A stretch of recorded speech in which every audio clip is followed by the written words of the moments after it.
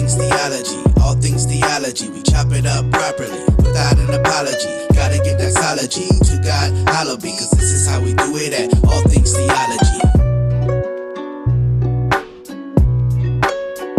Yo, grace and peace. Welcome back to another episode of All Things Theology, where this is your host, K-Dub. And today, on this Sound Doctrine Saturday, I want to talk about the good news of Jesus Christ and give you a comprehensive view of Romans chapter 3, 21 specifically, starting at 21, and we're going to go work our way through chapter 4. I believe it will be a helpful time. So look, I just want to get started, get right into the text, and let's enjoy ourselves with a nice quick Bible study right here to argue for why salvation must be by faith apart from works. Again, we're not just doing one verse, one little proof text. We're going to give a argument that Paul has been laying out. Let me actually set the scene before we get into the text.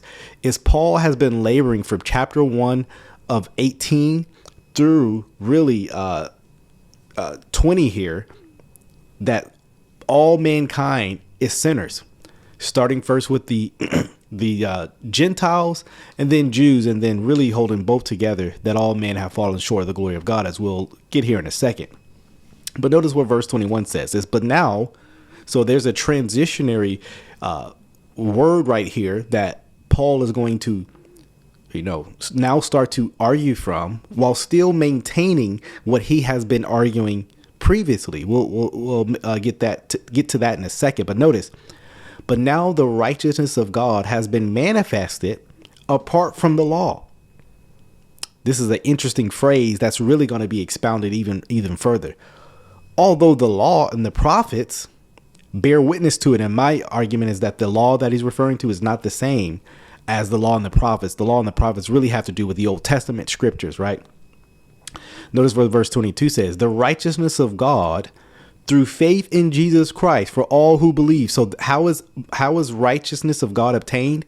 Is it by law, as in verse 21? No, right? He says apart from the law. And then he echoes that same phrase differently in verse 22. The righteousness of God through faith. How is the righteousness of God obtained? It's through faith, my friends. You cannot work for it. We're going to get to that in a second too. It's for all who believe. There is no categorical distinction between Jew and Gentile, right? Same gospel we have in Jesus Christ. It's not a different gospel. There's not a Gentile gospel and a Jew gospel. One gospel. For there's no distinction. And why is there no distinction? Verse 23 echoes this perfectly. Because all have sinned and fall short of the glory of God. All sinners need the same gospel. We need the same Christ. So all have sinned and fallen short of the glory of God and are justified, that is, those who believe, by his grace as a gift through the redemption that is in Christ Jesus. A lot of prepositional phrases right there, but no, I want you to hone in on some things. How is justification obtained? By grace. It's an undeserving gift, right? That we did not merit, that it is Christ's work alone. That's literally what we're going to see. So through, what's the means of how justification is obtained? I wish I had my red marker like John Piper. I would be underlining certain phrases.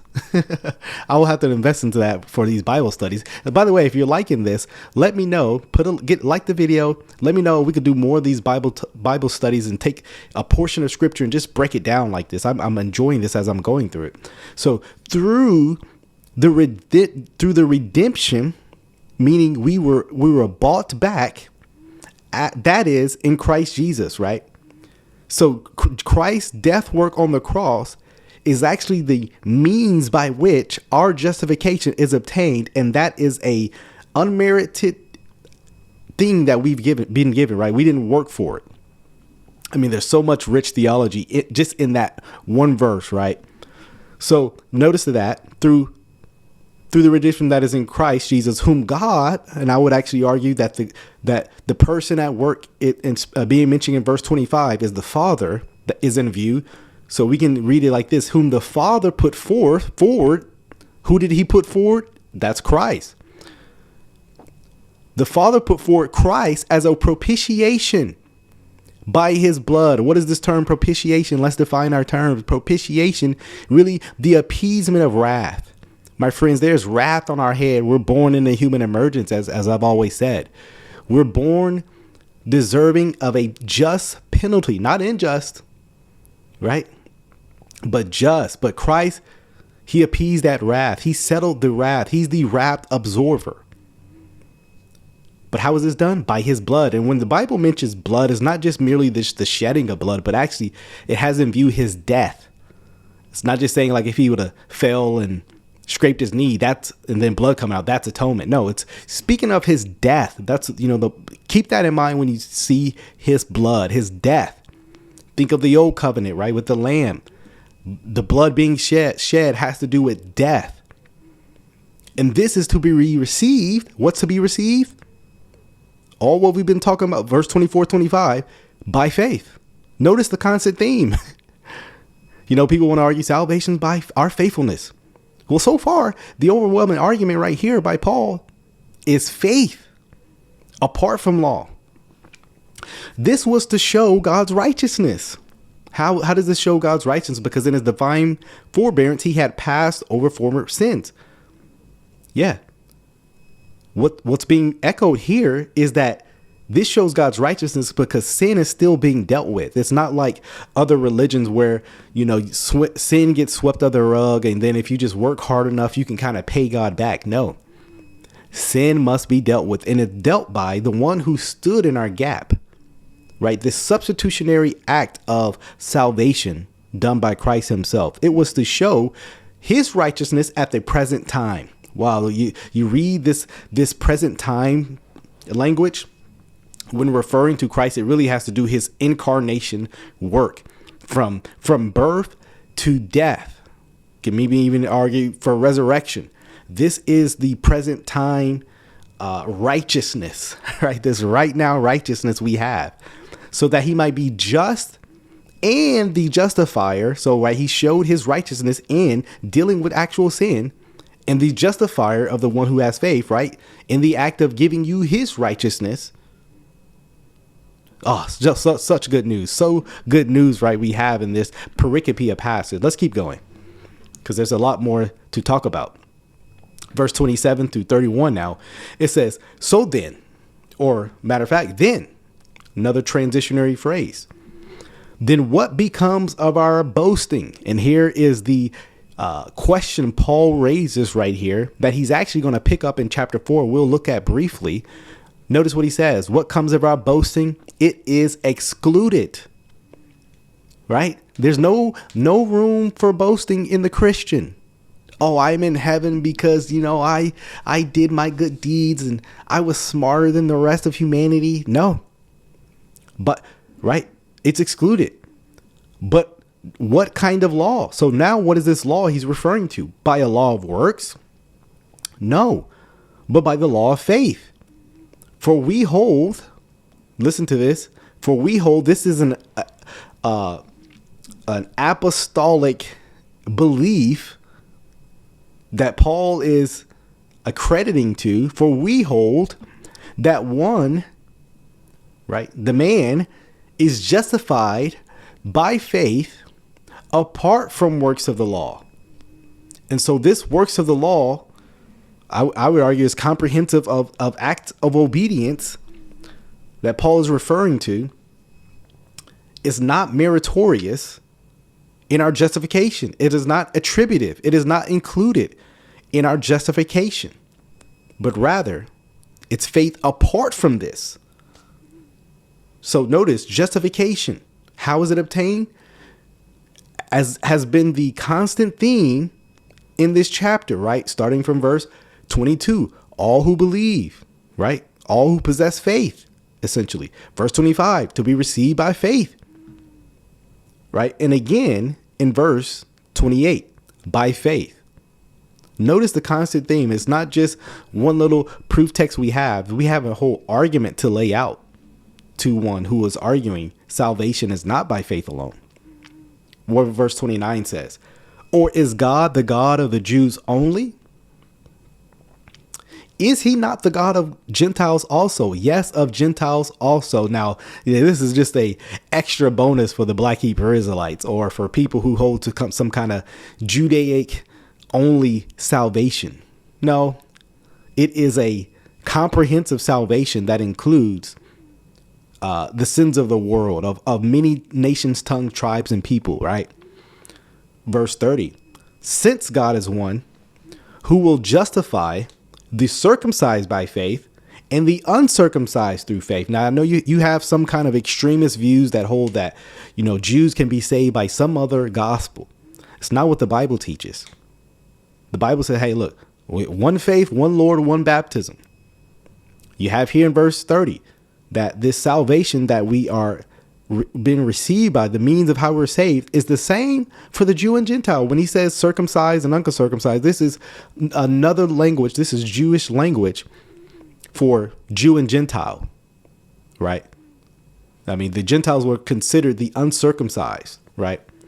Verse 31, do we then overthrow the law by faith, right? So just because we've been saved by faith, do we now just live antinomially? We live however we want? No, that is not the apostolic message either. As in the heavy negation, by no means.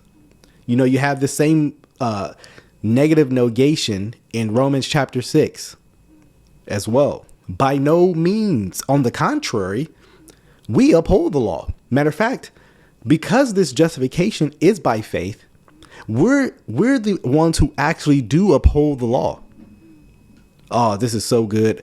I actually want to go to chapter 4 because the argument is not over in this passage.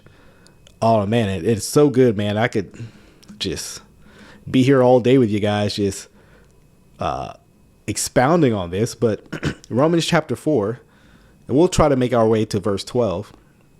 Notice then it says, what then shall we say was gained by Abraham, our forefather, according to the flesh? Now you have in Romans chapter 2, there is something that is gained in one sense, but then Paul brings up another in another view that actually there wasn't anything gained.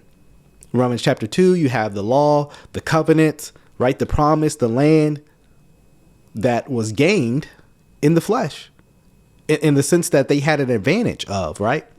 But notice what it says here. What was gained by Abraham, our forefather, according to the flesh? For if Abraham was justified by works, I love this hypothetical argument that Paul is actually bringing up. Notice what he says. Okay, let's grant he was justified by works. Paul's already labeled. He's already grounded. Man has nothing to boast about. But if Abraham was justified by works, he would have something to boast about, but not before God, right? Not before God. All boasting is excluded before God. Verse 3, for what does the scripture say? And Paul quotes Romans 15 here. Romans 15, Genesis 15. Abraham believed God, and it, that is the belief, it was counted to him as righteousness. Now we know already that this belief was a belief that caused Abraham to follow after Yahweh, right? But that belief, before even the act, that belief was counted to him as righteousness. Now, to the one who works, his wages are not counted as a gift, but as a due. But again, Paul's already established that the justification that God gives is a gift. So if you've been following Paul's point through the author and you've been agreeing with those points he's been making, he returns back to them to counter it on the head of the opponent. You've already agreed with me. Boasting cannot happen to man, right? Or man has no boast. You've already agreed with me that it's a gift. But they don't want to follow the conclusion, right? This is a masterful argument being laid here. And to the one, I love this verse. You want to see someone who has been entrenched in works righteousness? Read this verse to them and see what they do.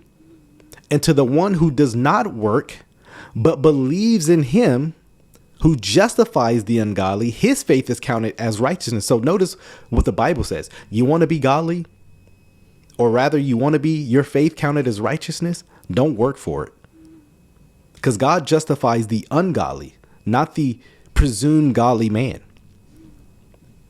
It's to the one who, like the publican and the tax collector, right?